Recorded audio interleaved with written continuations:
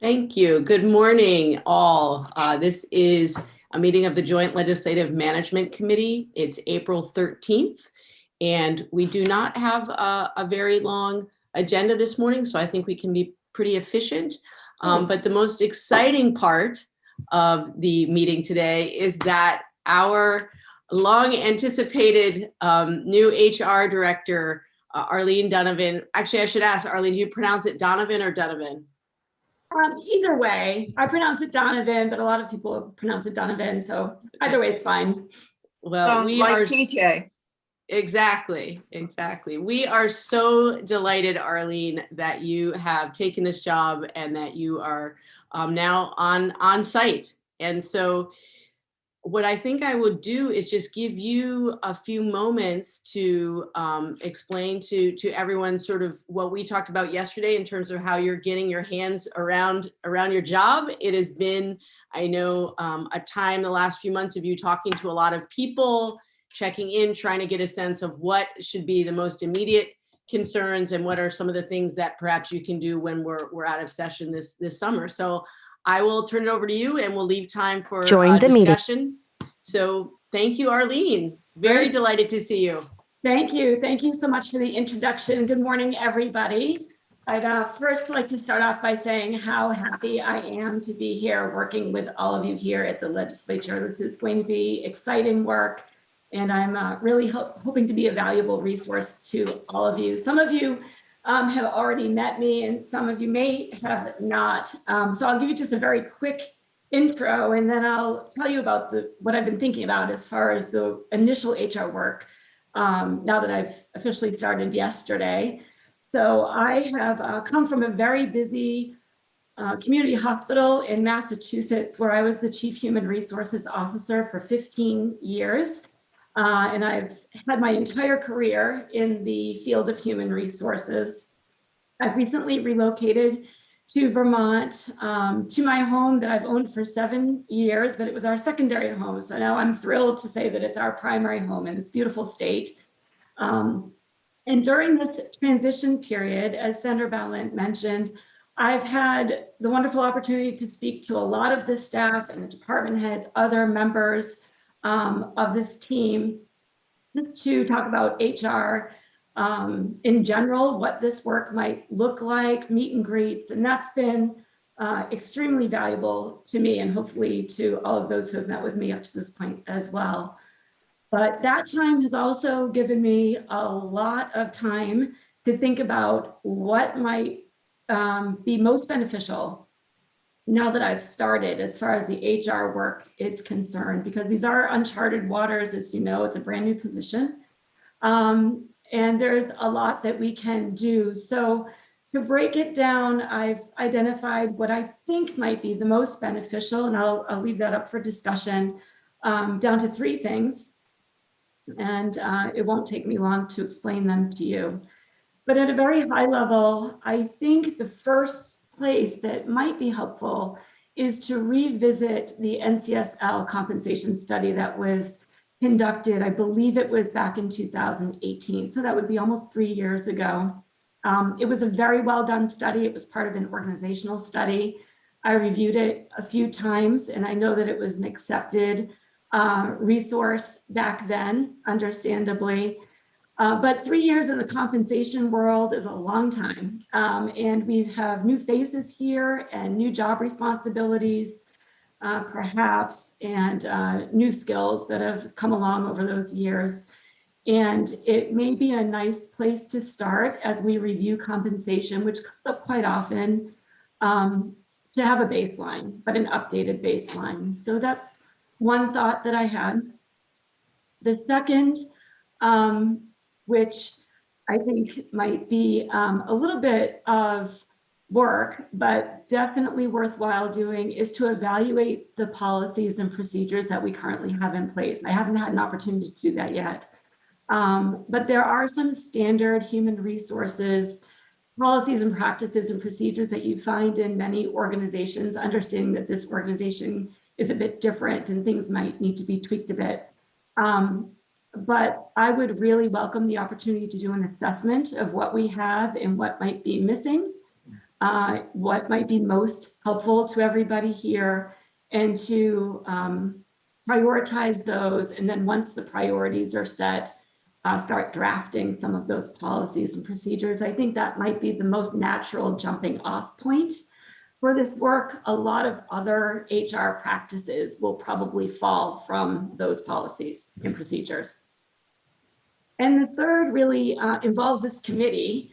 And this is where I look to you for your help. And that is to develop a set of perhaps operating procedures revolving around how the human resources work might move forward as it relates to the committee, you know, where the work is so new, and there could be quite a bit of it going forward. I think it would be helpful for me, certainly, to have some points of contact on a regular basis. I know that we're at the end of the session, it's very busy, but certainly during off session, to work with me as I go through this assessment process. You know, perhaps we might want to contemplate some subcommittees, maybe one to look at compensation, the study once it's completed, or a study once it's completed, and what comes of that for compensation. Maybe another to look at the policies and procedures to get those approved and put into place, and either a combination of a smaller subcommittee or a third to look at all other HR matters. I don't know what those are quite yet, but they're bound to come along that might be of interest to the committee. And those smaller committees could review the work maybe, and then bring recommendations back to the larger committee. I'm just trying to think of ways to expedite the work in the most efficient way where we don't have a process in place yet, but certainly up for discussion. And that's what I have so far. And I'm happy to hear your thoughts and about that. Arlene, thank you so much. And I'm going to turn it over to questions in just a moment. I do want to just publicly thank Representative Ansel. I know that she's been critical in helping smooth this transition in. And so we really appreciate that, Janet. It has been, I think, really helpful for my conversations with Arlene to have you as a touchstone as she really tries to get her hand around starting a job that didn't exist before, right? So there's that layer of moving from another state, starting a new job. And one of the things that we talked about yesterday is how important it's been to have that connection with you, and also for Arlene to figure out what other people at other legislatures around the country might have a similar job description to hers, because it's all very new. So thank you, Janet. Well, you're welcome. And it's been great fun. And I also want to point out that Mike Farrant has done a tremendous amount of work linking Arlene up to folks in the legislature. I've just been the kind of whatever sounding board, but he's done all the work. Great. So thank you, Mike, very much. And so I saw Senator Kitchell's hand. Jane. Yeah, thank you, Arlene. In looking at compensation, I know the NCSL was looking at it legislature to legislature, but another dimension is how does the salary or compensation and benefits for our staff compare to other state-funded positions in the executive branch? Because I think that, you know, there's certain maybe parity issues where people would say, gee, you work here doing exactly the same thing and you're getting X amount less or more. And so some of that comparative work, I think, needs to be within the context of what is the Vermont government, not necessarily branch specific compensation. So that's just one thought that comes to mind as we're looking at how do we stack up, and are we out of line? Are we in any way? So that's just one thought as you look at the compensation. That's great advice. Thank you so much, Senator Kitchell. We'll go ahead and do that as part of the study. Other either questions, comments, welcome, greetings, anything people would like to offer? Senator Benning.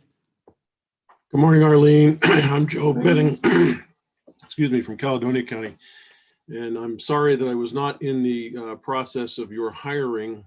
That was a very busy time of year for me in my full-time job, but welcome aboard and I'll look forward Thank to you. working with you. Yes, same. Thank you very much.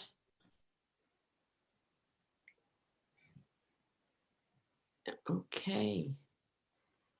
So one of the things that you should know, Arlene got moved into her office at the Pink Lady this week, and so she'll be just across the driveway to the legislature, and I think it will be very convenient and handy for us to be able to literally, meet between the buildings and maybe sit on the front steps and talk things out as she dives into her work. So Representative Ansel.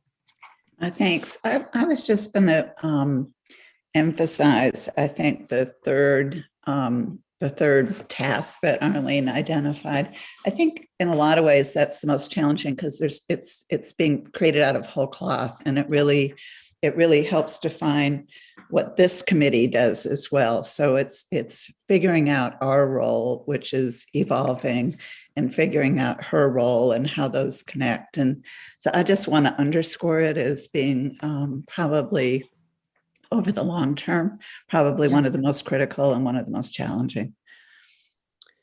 Spot on, Representative Ansel. It's one of the things I was thinking about yesterday as I talked with Carolyn and reached out to the speaker to say, I think from now until the end of the session, this committee will probably have to meet at least briefly each week to get things up and running. And I know it's such a busy time, but we will try to be, as Arlene said, efficient and effective, but make sure we are setting her up for success and also setting our committee on a path to be more helpful to her in setting up the procedures and the policies. So on that note, I know this is the Tuesday morning early is the beginning of the official legislative week, though I know everybody works on Mondays as well. Is this generally a good time for folks to meet?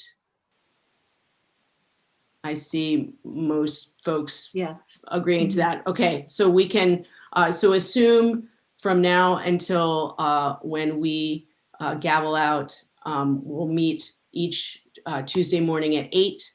Some meetings will be longer than others, but just so that in terms of planning that you can count on that. Arlene, circling back around to you and hearing this conversation, anything else that you want to add or questions that you have for us?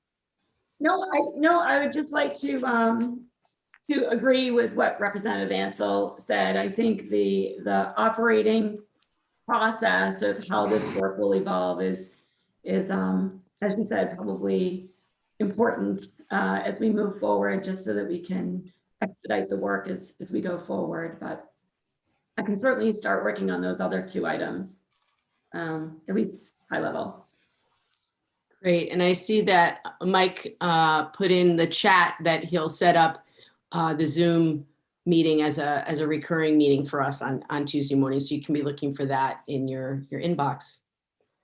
So Arlene, you are welcome to stay on the meeting as we just have one more item. Feel free to stay right here with us. Thank you. As I said to you yesterday, please know our doors are open. We really are. I don't know if you can see the glee coming through my face across the Zoom screen. It is very exciting to think about having someone holding all of these threads that have been so challenging for so long. So welcome aboard. Thank you. Thanks very much again. So turning to the next agenda item, for those of you who are on the call a few minutes early, we have a personnel issue, and I'm looking to see, Jen, when you sent out that email, in case people are looking for it. Looks like Friday, 4:30, Friday the 9th. Jen, for those of you watching at home, Jen being a lawyer at Legislative Council, and she put together some information for us about a personnel matter concerning medical leave, and that is why it's confidential matter. We're not going to discuss the member of our legislative team publicly and what the concerns are. So if we need to go into executive session, if you have looked through the materials and you still have questions, we can go into executive session now if that is required. And Jen, I don't know if there are general things that you can say without, what's the word I'm looking for? Going into issues of privacy. Anything that we should be thinking about as we look at the memo that you sent? Sure. Yes, thank you. Jennifer Carby, Legislative Counsel, and Mike O'Grady from Legislative Counsel is also here. So the memo has laid out a request or really letting you know of our intent to increase our budget in order to, for FY22 only, in order to accommodate a personnel issue. And I think Mike may have a little more to say on that. So Mike, if there's something you want to. Sure. As the memo that Jen sent out on Friday indicated, there's a member of our staff that has a debilitating medical condition. He would prefer to continue to work for years, but it's not realistic. Consequently, he is starting to plan his transition out of the office. Part of that transition is his request to have someone that's hired to overlap with him to help provide additional services to his committees and to provide some of the services he may not be able to provide fully because of his debilitating medical condition. Consequently, we think this is something that we should accommodate for him, and we are requesting the increase. And it may not actually be an increase because we believe we can take this from carry forward from our budget and from the General Assembly's overall budget. It will be approximately for 8 months, so $125,000 to $150,000. We don't believe we will need a position because there's Luke said that there's a position available and we can further investigate that. So we are really just trying to get your approval notice of this process so that you are not surprised if you see us hiring for another attorney. Thank you, Mike. Question, Senator Benning. Mike, Jen, I did read the memo and the indication that it might be paid for through carryover funds kind of left it that there might be a balance somewhere that might have to come out of the general fund. Is that still possible? I don't believe so. From my conversations with JFO, I think there's enough of the carry forward in the legislature's budget already, and that nothing new needs to be taken out of the general fund. Okay. Then, Madam Chair, unless there are other questions, I'll move that we approve the request. I see, thank you, Senator Benning. I see a hand, Senator Kitchell. Yeah, actually, I want to direct this question to Arlene. And because I think what we're dealing with here is it's been posed as a request that would be an accommodation due to a health condition. And so I'm just wondering if you could give us your perspective on the request relative to what is the recommended posture on the part. I would assume that some of this may, in fact, it would be desirable to have a second person getting experience and have the benefit of supporting a transition. So the person being hired would be hired to fill the position on a permanent basis. That's my assumption. So it gives it an opportunity to get familiarity with that area of law. And so could I? maybe I that's also wrong. I also think it's because the workload in those committees next year will be significant because of the efforts that have been ongoing in that field, and they're effectively kind of accumulating at this time frame. Okay, so but is my assumption correct that the person that would be hired for not for permanent employment, and that what we're having is this transition period where the current employee would Right. work for an additional 8 months, and then the new hire would continue that employment in Ledge Council. Correct. Just as JFO did Yeah. with Chloe and Brianna, Okay. we would have an overlap, I believe is the term that's used in HR for that time period. There is a discussion about whether or not we even need a position for doing overlap, but it may be something to do just for surety, because it's going to be a little bit more than 2 to 3 months like Chloe and Brianna. It's going to be approximately 8 months. Okay. So Arlene, just if you could just give Right, us goes to the question of take on this. best practice. Right. Sure, yeah.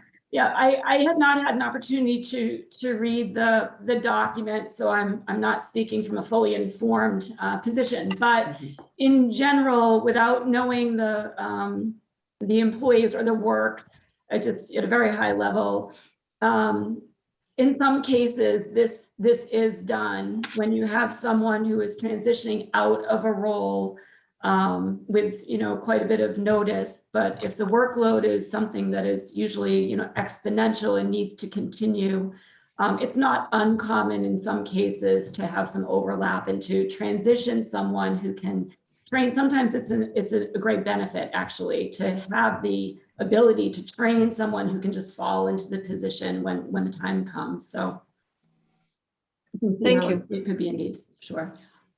Representative Leclerc. Thank you, Madam Chair. So I guess I'm still trying to, are we looking at this initially as a workplace accommodation issue? Or is this ultimately looking to increase another position? And I guess my last question would be is, let's say that you had a different scenario here where somebody was leaving the position. Is this normal that you have an onboarding type of scenario here? So I do not believe that a full-time new position will be needed after the current employee transitions out. So I don't consider it the addition of a new position. Okay. I consider it a transition. We have done that in the past. The most kind of comparable example is someone you may not remember, Mike Slater. He used to be the transportation attorney. Mhm. When he was leaving, we hired Helena Gardner for a full session of overlap. You're basically looking at a comparable proposal here. And so it's transition, but it is also an accommodation, because there may be things that the current employee won't be able to do as well as he would like and as well as you would like because of his condition. And to have that overlapping transitional person would provide the level of service that the current employee wants to maintain and that you would likely need going into the next session. So if this position became immediately vacant, how would you address that issue? We would Normally. hire, as we would always do. We have a thorough, rigorous process. And we expect to do the same thing for this position, with the expectation that who we hire would be the full-time person after the current employee transitions out.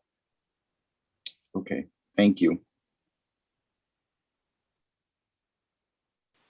Any other questions or comments? If you need a second to the motion, I will second it. Great, thank you. Great. Senator Benning has moved that we approve, well, that we'll be approving this. Senator Kitchell is seconding. Senator Benning. Just out of curiosity, does our new HR position, HR director, become involved in those hiring decisions at this level? Usually not. An excellent question. In the language that you enacted, you you left much of the hiring discretion up to the individual offices. But I think there was some thought that there might be over time some sort of more standardization, at least of the, what the application or the job postings look like and things like that. But I think the idea was for the HR director to be available in a consultation role, but not actively involved in the hiring. Thank you. And in the future, I think we would definitely consult with Arlene on this type of proposal. It's just the timing didn't really true up for that purpose. Well, it just I may be something else to have Arlene put on her list of things to think about. I see Representative Leclerc and then Representative Ansel. Thank you. I just, is this so far down the tracks that she couldn't weigh in on this now? I have to tell you, I'm a little uncomfortable. It feels like we're setting sort of a precedence here that I'm not sure I totally understand, and to be quite honest, that I agree with right now. I'm not sure I'm going to vote for this, but I'll think about it a minute here. So before I go to Representative Ansel, would it be helpful, Representative Leclerc, for us to go into executive session for a few minutes for you to get some, that's what I'm feeling. I see a lot of heads nodding. So I think I'm going to recommend at this point, Mike, if we could go offline and go into executive session to talk about this particular proposal with some more details. Mike, are you with us? Mike Ferrant. Oh, I am with you. Does the committee need to vote to go into executive session and then name who Yes, stays? we do. Okay. Yes. So I'm looking for a motion. I'll move it. Okay, great. Do I have a second? Second. Okay, so voting, if I could just see a show of hands for people on the call who are willing to go into executive session. I see a vote of 1, 2, 3, 4, 5, 6, 7, 0. So thank you for that. We will now go into